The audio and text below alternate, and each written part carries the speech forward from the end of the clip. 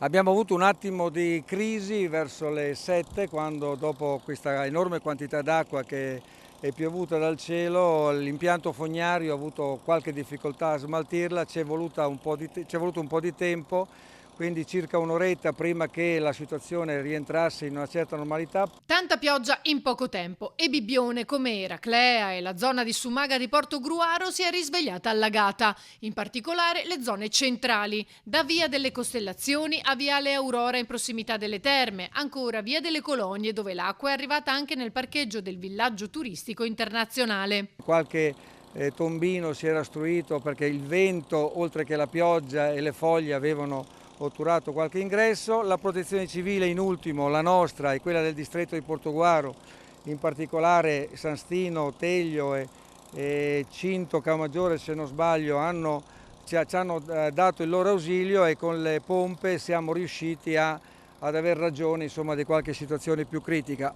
Le difficoltà maggiori si sono verificate in Via Maia. Una delle zone maggiormente colpite dalla pioggia delle ultime ore qui a Bibbione è quella dell'area circostante il palcoscenico allestito per il concerto di Vasco Rossi e adiacente al Luna Park. La protezione civile con i volontari stanno lavorando per liberare il terreno dall'acqua. La speranza è che una volta risolta la situazione la pioggia conceda una tregua anche per le migliaia di fans in attesa di assistere al concerto sabato e domenica di Vasco Rossi. C'è chi addirittura si è posizionato con le tende in barba al maltempo. Non si fermano sicuramente davanti a un po' di acqua e poi noi siamo degli inguaribili ottimisti e quindi siamo certi che le cose andranno per il meglio. Attendiamo circa 20-22 mila persone e per dopodomani siamo sui 28.000.